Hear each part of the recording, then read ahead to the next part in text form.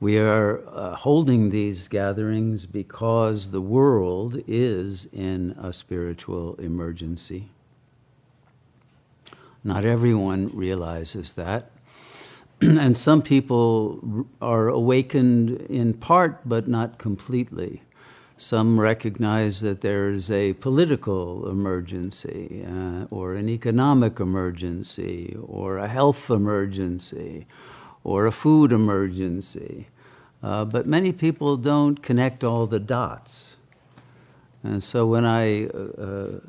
go online occasionally to various alternative news sites, I find commentators who are extremely well educated as to the nature of the conflict that seems to be occurring between Russia and the NATO countries, and the military operation in the Ukraine, and the apparent nuclear blackmail that's going on. But they don't always connect the dots between that and tensions with China and the West, or tensions with Iran, or more importantly, don't always make the connections between what's happening domestically in many countries with what's happening internationally. And therefore they come to conclusions that are incorrect. For example, they will tend to believe that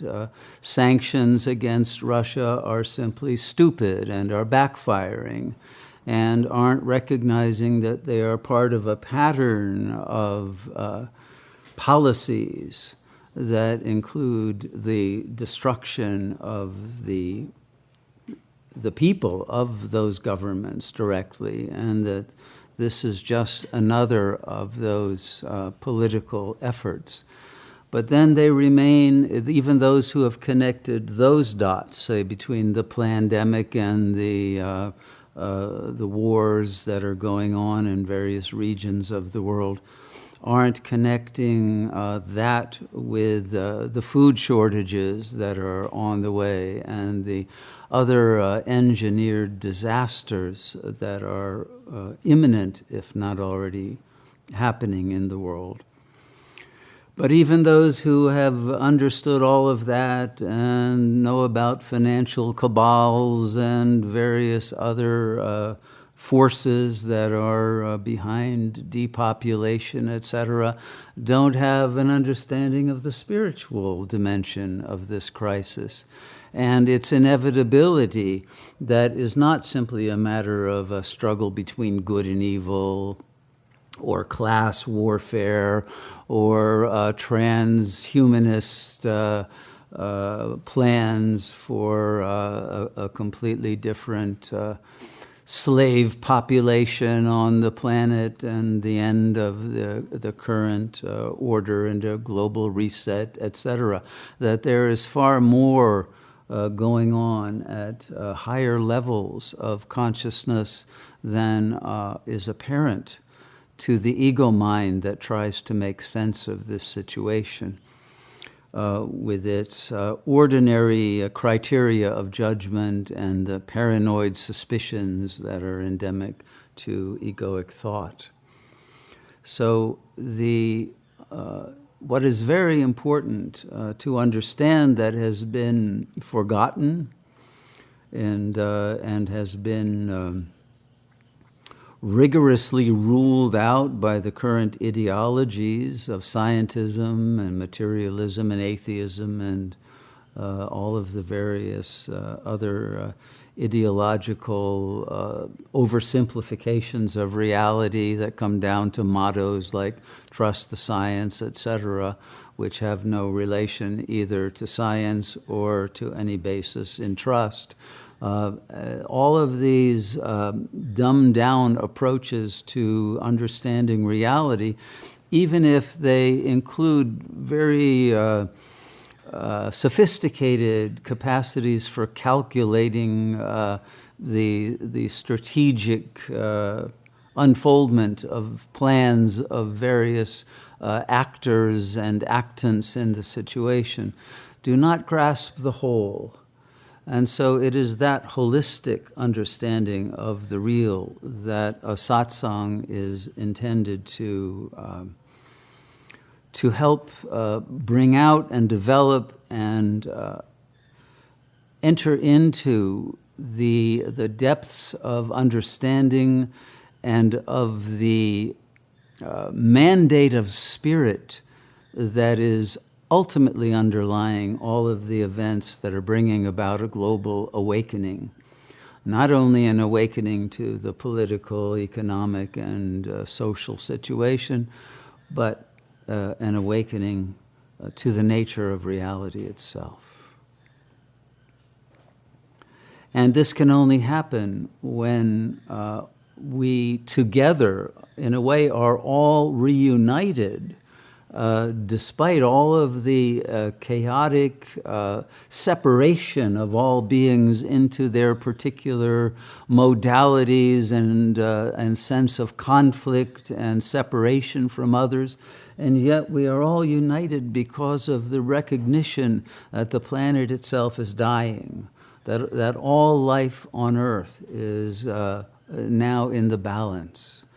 That we are all sharing a common fate, regardless of our political ideologies or loyalties. That there is a greater